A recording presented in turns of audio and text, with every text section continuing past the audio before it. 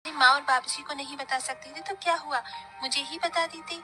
अब क्या करूं, सब कुछ इतनी जल्दबाजी में करना पड़ा कि मुझे तुम्हें बताने का समय ही नहीं मिला। चलो कोई बात नहीं, शादी मैंने ऐसे ही कर ली, लेकिन मैं रिसेप्शन पार्टी बहुत अच्छे से करूंगा। उसमें तुम अपने सारे अरमान निकाल लेना मेरी प्यारी बहना। हाँ हाँ, क्यों नहीं। आखिर मेरी भाभी आई है, इकलौते भाई की इकलौती भाभी।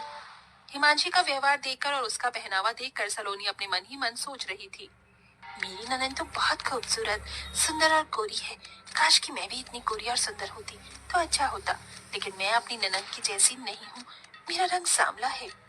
सलोनी अपने मन में ऐसा सोचकर अपना मुंह लटका लेती है। कुछ देर बाद हिमांशी सलोनी को अपने भाई के कमरे में लेकर आती है। भाभी जी, आपको अगर किसी भी चीज की जरूरत हो तो मुझे बता देना, मैं यहीं पर हूँ। आवाज लगा देना, मैं आ जाऊंगी और आपकी मदद करवा दूंगी। अभी तो मुझे किसी भी चीज की जरूरत नहीं है ननन जी, लेकिन अगर किसी चीज की जरूरत होगी तो मैं आपको तुरंत बुला लूंगी। आप चिंता मत करो, आपके अलावा इस घर में मेरा है भी कौन जो मुझे समझ सके। एक भाभी के लिए एक ननन बहुत मायने रखती है। आप तो इस चीज को समझती हो ना। हाँ हाँ, क्यों नहीं मेरी प्यारी भाभी, बिल्कुल समझती हूँ। आप चिंता मत करो, मेरे रहते इस घर में आपको कभी किसी चीज की परेशानी होगी ही नहीं। ऐसा बोलने के बाद हिमांशी अपने भाई के कमरे से बाहर आ जाती है। थोड़ी ही देर बाद हिमांशी अपने कमरे में जाती है और एक नया सा सूट पहनकर अपनी भाभी के कमरे में आती है। अरे भाभी, अभी तक आप तैयार नहीं हुई हो, रुको मैं आपको तैयार कर देती हूँ। हिमांशी अपनी भाभी सलोनी को तैयार करने लगती है। तभी सलोनी देखती है कि हिमांशी ने बहुत सुंदर और प्यारा सूट पहना होता है। वो शीशे में अपनी ननद को देखते हुए कहती है, क्या बात है ननद जी, तुम्हारा ये सूट कितना प्यारा लग रहा है, तुम्हारे गोरे रंग पर खिल रहा है। मेरा रंग काला है ना, तो मेरे ऊपर ऐसे कपड़े अच्छे नहीं लगते। मैंने कई बार ऐसे कपड़े देखे हैं, लेकिन मेरा रंग और बेकार लगने लगता है। अरे भाभी, कैसी बात कर रही हो आप, ये तो बहुत प्यारा कलर है और ये कलर भी मीडियम है। इसे गाजरी कलर बोलते हैं। आपको पता है ये कलर हर एक औरत के ऊपर जचता है, फिर चाहे वो काली हो या गोरी हो। आपको यकीन नहीं है तो रुको, मैं आपको ये सूट देती हूँ, फिर आप इसे पहनकर देखना, आपके ऊपर बहुत अच्छा लगेगा। हिमांशी अपने कमरे में जाती है और दूसरा सूट पहनकर जो उसने पहना होता है उसे उतार के अपनी भाभी के पास ले आती है। भाभी ये लो सूट। अरे ननद जी, आपको ये सूट मुझे देने की क्या जरूरत थी, रहने दीजिए। अरे क्या हुआ भाभी, आप मेरी भाभी हो, मैं इतना नहीं कर सकती, चलो इसे पहनकर दिखाओ। हिमांशी के ऐसा कहने के बाद सलोनी हिमांशी की बात मान लेती है और सूट पहनकर अपनी ननद को दिखाती है। देखो ननद जी, कैसा लग रहा है। पहले तो मुझे लग रहा था कि मेरे रंग के ऊपर ये अच्छा नहीं लगेगा, लेकिन मेरे सांवले रंग के ऊपर ये मुझे बहुत अच्छा लग रहा है।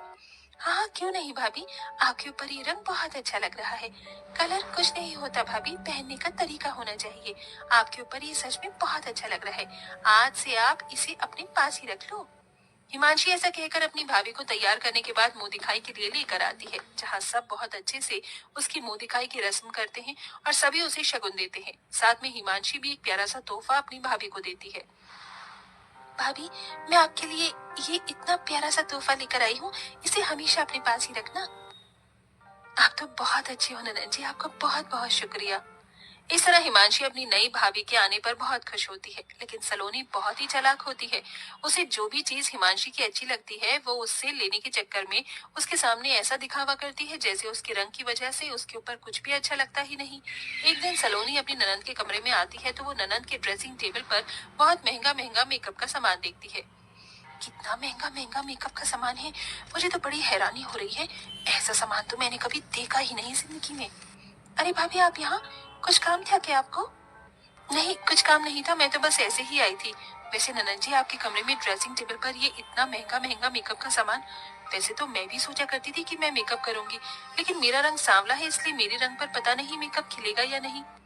अरे भाभी, आप भी ना कैसी बातें करती हो और सोचती हो, ऐसा कुछ नहीं होता। मेकअप हर चेहरे पर अच्छा लगता है, देखो मैं आपको करके दिखाती हूँ। हिमांशी अपनी भाभी सलोनी के चेहरे पर थोड़ा सा मेकअप करती है तो सलोनी को अच्छा लगता है। तभी सलोनी कहने लगती है, ननन जी बहुत बढ़िया मेकअप है आपके पास, काश कि मेरे पास भी होता। होने की क्या बात है भाभी जी, ये है ना, आप इसे रख लो, मैं अपने लिए और मंगा लूंगी। आपके पास रहे या मेरे पास रहे, कौन सी बड़ी बात है। सलोनी ये सुनते ही खुश हो जाती है। मेरी ननन बहुत अच्छी है, आप सच में बहुत अच्छी हो ननन जी, भगवान ऐसी ननन हर किसी भाभी को दे। ऐसा कहने के बाद सलोनी अपने कमरे में सारा मेकअप का सामान उठाकर ले आती है और उसे अपनी ड्रेसिंग टेबल पर लगाने लगती है।